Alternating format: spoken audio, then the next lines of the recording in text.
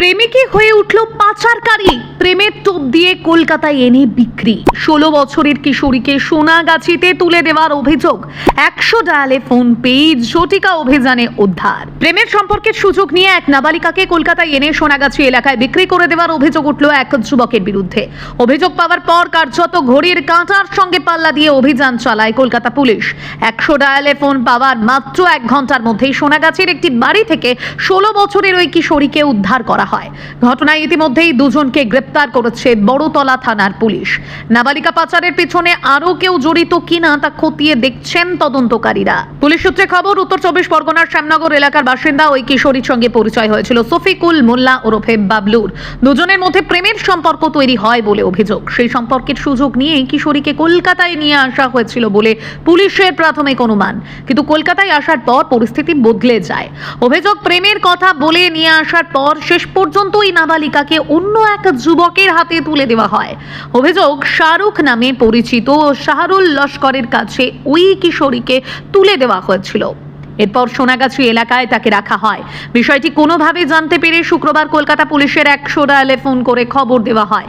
পাশাপাশি child helpline থেকেও পুলিশকে ইমেল করে গোটা বিষয়টি জানানো হয়। অভিযোগ পাওয়ার পর আর দেরি করেনি বড়তলা থানার পুলিশ। দ্রুত সোনাগাছি এলাকায় পৌঁছে তল্লাশি শুরু করেন তদন্তকারীরা।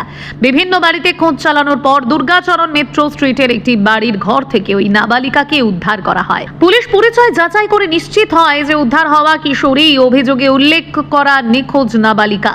এরপর তাকে নিরাপদে পুলিশের হেফাজতে নেওয়া হয়। পুলিশের তৎপরতায় শুধু নাবালিকাকে উদ্ধার করাই নয়, ঘটনায় অভিযুক্ত 2 যুবককেও দ্রুত পাকড়াও করা হয়েছে।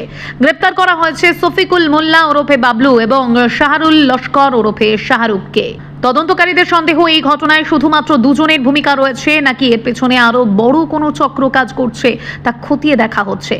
বিশেষ করে শফিকুলের ভূমিকা নিয়ে তদন্তকারীদের মধ্যে প্রশ্ন তৈরি হয়েছে।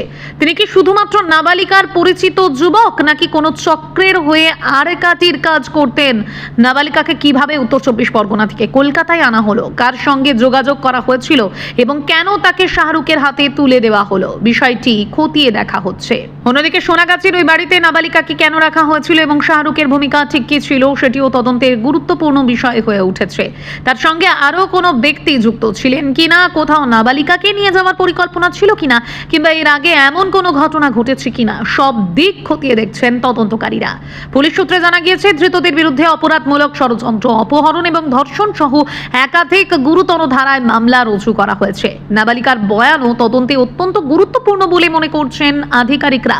সেই বয়ানের ভিত্তিতে তদন্তের পরবর্তী গতিপথ নির্ধারণ করা হবে।